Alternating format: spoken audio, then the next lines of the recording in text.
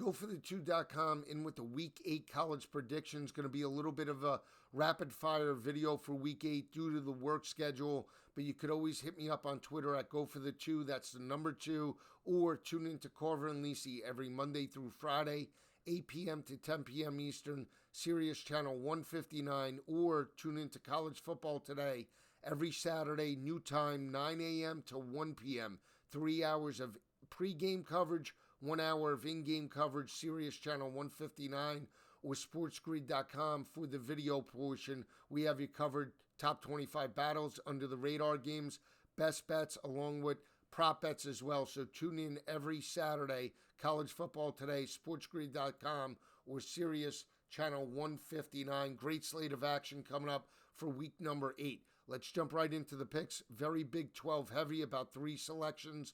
One of the picks takes place in Norman, Oklahoma. Opens up about a 19.5 point favorite over UCF. This is the UCF team reeling. They've lost 3 straight. Oklahoma coming off the dominating fourth quarter performance and come from behind win over Texas. They're allowing 28% of opposing offenses to convert on third down situations, only giving up 113 rushing yards on the ground heading into this ball game. And Dillon Gabriel, their quarterback, squares off against his former team in alma mater. But on the flip side, Timmy McClain for the Knights has played well, 1,056 yards on the year, 9 touchdowns, 2 interceptions, but just not as experienced as John Rhys Plumlee. Rhys Plumlee does return for this ball game. He's a mobile quarterback. He's averaging well over 8.5 yards per carry every time he touches the football. A little inconsistent in terms of the passing attack. 3 touchdowns, 4 interceptions, but he's a playmaker. He can put pressure on Oklahoma's defense on the perimeter. You look at the one game where Oklahoma, from a defensive perspective, struggled. They won that ball game 20-6 over Cincinnati. Emory Jones as well rushed for 42 yards in that ball game, so that could be an added dimension for UCF. They've lost 3 straight. Rhys Plumlee is an added dimension. He's a mobile guy. He's a veteran. He's not going to be fazed by the environment in terms of Norman playing his former days in terms of the Ole Miss Rebels. He's seen big stadiums before, and I think he can lead this team.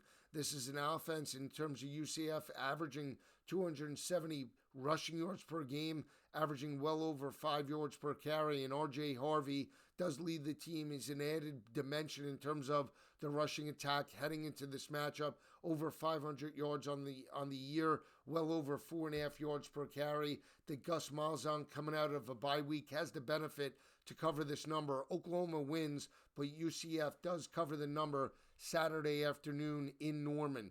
Another big ball game takes place in Morgantown. You have West Virginia coming off the disappointing Hail Mary loss to Donovan Smith in Houston. They had that game for the taking.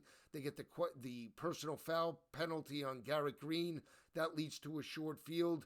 Donovan Smith completes his final 16 passes and steals the game 41-39. What is the mindset of West Virginia? Even though they're 4-2 on the year, this is an offense averaging 180 on the ground, 194 through the air, and Garrett Green has been good, but not elite in terms of heading into this ball game. I think that's where you favor Oklahoma State and Ollie Gordon, their running back, and more importantly, quarterback Alan Bowman, that has taken over. Last week against Kansas, Bowman does complete well over 60% of his passes, 336 yards, 2 touchdowns, no interceptions. Ollie Gordon rushes for $168, also receives 116 yards. He becomes the first Oklahoma State running back since 1989, and former Cowboy Gerald Hudson that actually rushed and received for 100 yards. So that's how dominant of an effort was.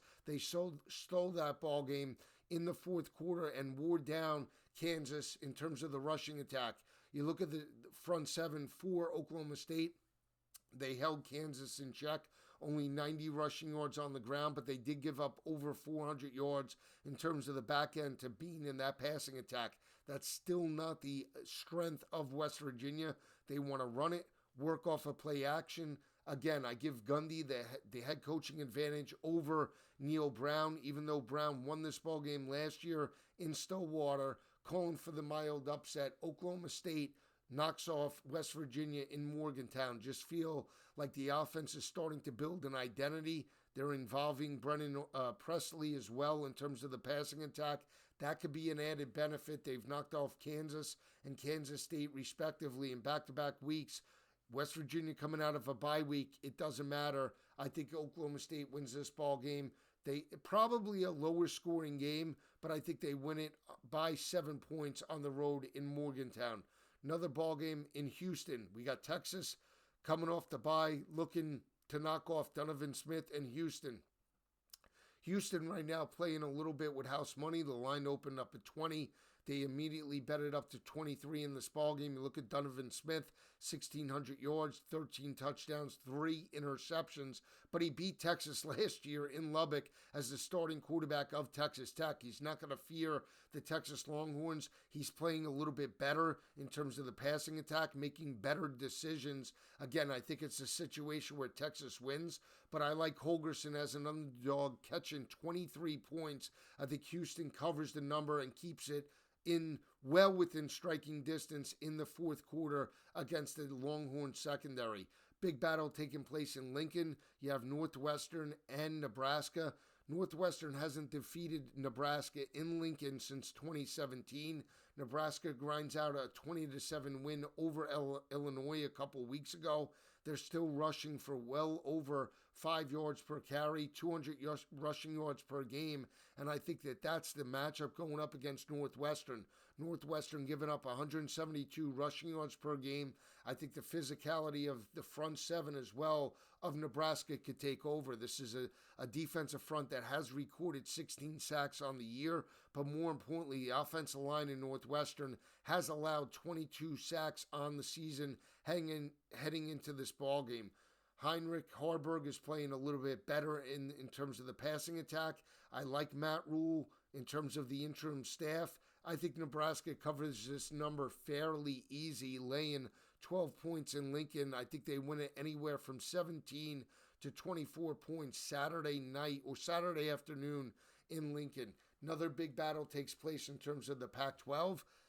You have USC, you have Utah. We know that these two teams squared off in the Pac-12 championship. Utah won that ball game with Cam Rising. Now it's been Bryson Barnes that has taken over for Nate Johnson. Last week, you look at the ball game laying 13.5 against Cal. They fell behind early 7-0, but they responded in a big way and won that ball game by 24 points. They rushed for 317 yards on the ground, but more importantly, you look at what Bryson Barnes did in terms of the short to intermediate passing game, completes 15 of 21 passes just for 128 yards, but didn't turn the football over, and that's the critical matchup going on the road against Caleb Williams. Caleb Williams' worst performance against Notre Dame, one touchdown, 3 interceptions, put his team in a disadvantage throughout the afternoon. And again, even though they're playing at home, it wasn't a Pac-12 loss. Utah does have, I believe, not only the coaching advantage, but potentially the confidence heading into this matchup. I don't know if USC believes they can win this ball game, even though they're playing at home. How bad was that loss? 28 points to Notre Dame. What does that do to their psychological mindset? Even though everything's for the taking of USC, give me the 7 points with the more physical team. They're going to look to shorten the game. They're going to look to run the football on a USC front seven that's given up 152 rushing yards per game. Alex Grinch, again, not a good game plan from a defensive perspective. All the pressure on Lincoln Riley. I think Kyle Whittingham and Utah strike the upset Saturday night at 8 o'clock in the Coliseum. Even if it is Bryson Barnes, I think they can run it. Forced turnovers, not only that, but they held California to 66 rushing yards on the afternoon. That was still a Cal offense that pounded the rock against Oregon State 2 weeks ago for 241. So Utah, dominant defensive effort in terms of the rushing attack, still very good, holding opposing offenses well under 4 yards per carry. That could be the difference to forcing Caleb Williams into long third down situations, and I think Utah does steal this ball game Saturday night. Another under-the-radar game, it's North Carolina, it's Virginia. I know Virginia's been terrible. I understand Tony Elliott has done a terrible job from an offensive perspective.